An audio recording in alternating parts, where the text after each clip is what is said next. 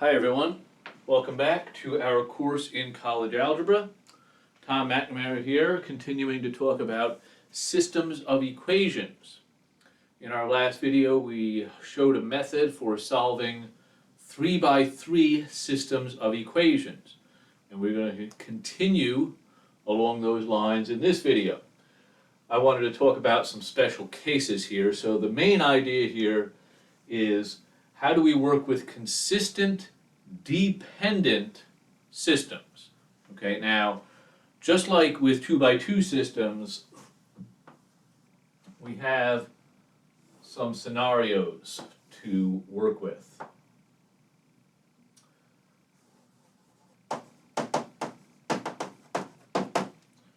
If we have a system of equations, that system could either be consistent or it could be inconsistent.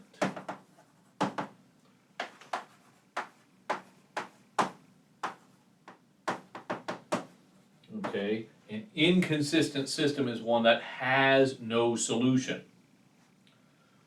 Okay, and remember, you can recognize this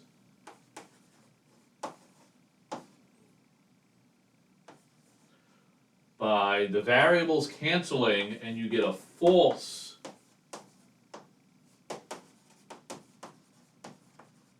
statement. If the variables cancel and you get a false statement, then that is an inconsistent system. If you have a consistent system, that means solutions exist.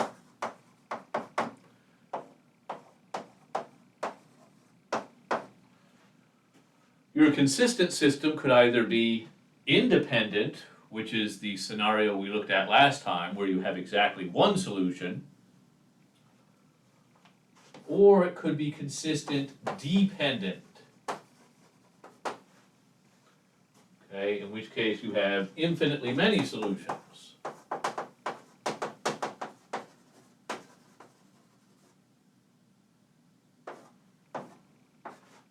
And remember,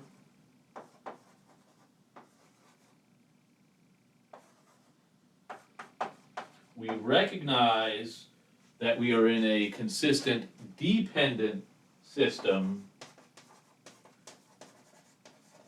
by the variables canceling and us being left with a true statement. Okay, so these are your scenarios. You're given a system. First thing you have to determine, is it inconsistent or is it consistent? If it's inconsistent, and you'll know that by the variables canceling and you get a false statement, if it's inconsistent, you can just stop.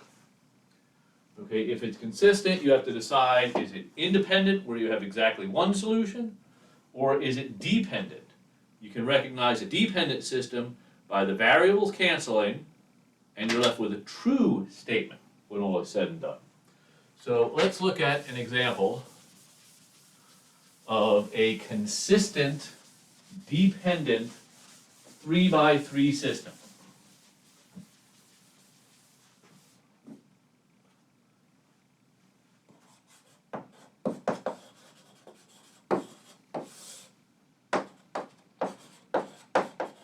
Okay, so I'm just going to pull an example out of our textbook. Okay, so we're going to solve this system of equations here. X plus 2y minus z equals 2. 2x minus y plus z equals 2. And finally, 5y minus 3z equals 2. Okay, a lot of 2's on the right-hand side. So one thing to note, the x here is already eliminated, so we kind of lucked out in that we have a 3-equation, 3-unknown system, but we can see right away we're going to have less work because the x is already gone from there. Now remember, our goal is to have this be a triangular system, where I have 3 unknowns up here, just 2 down here, and then finally just 1 down here. So my first target is right there, that 2x. I want to get rid of it. I want to eliminate the 2x. So easy to do. I'll take the first equation, multiply it by -2. And I'll combine that with equation 2. Remember, I want the coefficients of x to match up but have opposite signs. This is a 2. I want that to be a minus 2. The price I have to pay is I need to hit every single term with a minus 2. Okay. So,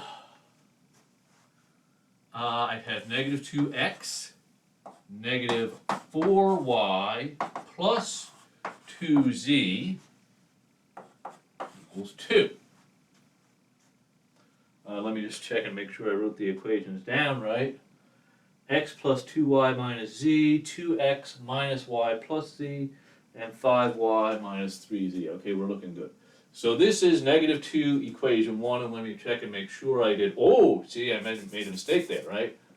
That should be a negative 4. Okay?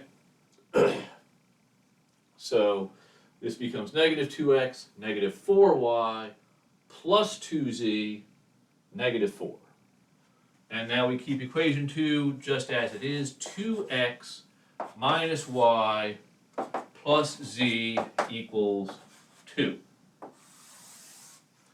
We combine these, we have negative 5y plus 3z equals negative 2.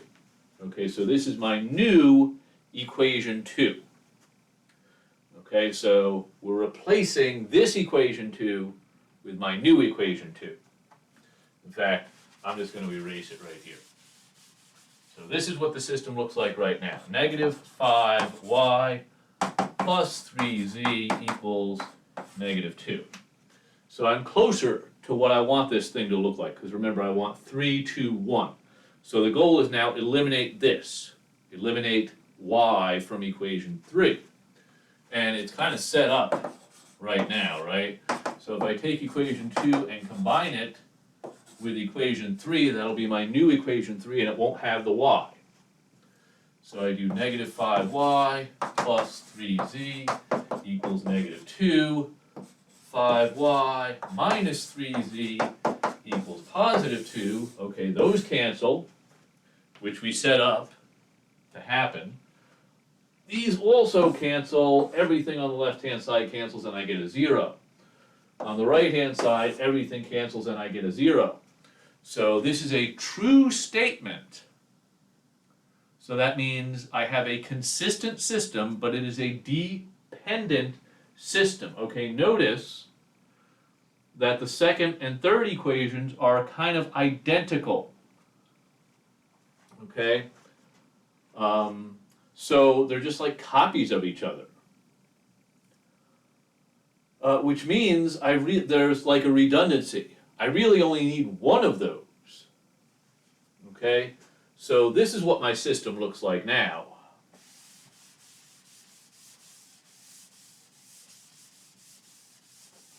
Okay?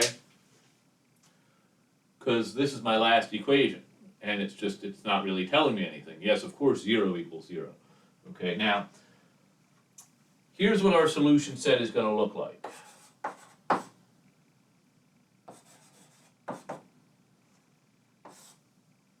Our textbook likes to make z the quote-unquote free variable. So z can be anything. You get to pick the value of z. Now, you don't get to pick the value of y. The value of y has to be chosen to satisfy this second equation. So I'm going to take that second equation and I'm going to solve it for y. Okay? So I want to solve for y. So negative 5y equals negative 3z minus 2. Y equals 3/5 z plus 2/5. Okay, so I get to pick z. Z can be anything I want. The second equation, the second component, I guess I should say, has to be that.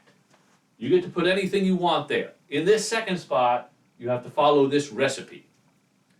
And then we're going to take both of those quantities and go up to the first equation and solve for x. Okay, because remember, I have to have a value of x, a value of y, and a value of z. So I figured out what y has to be. I take those and I go up here.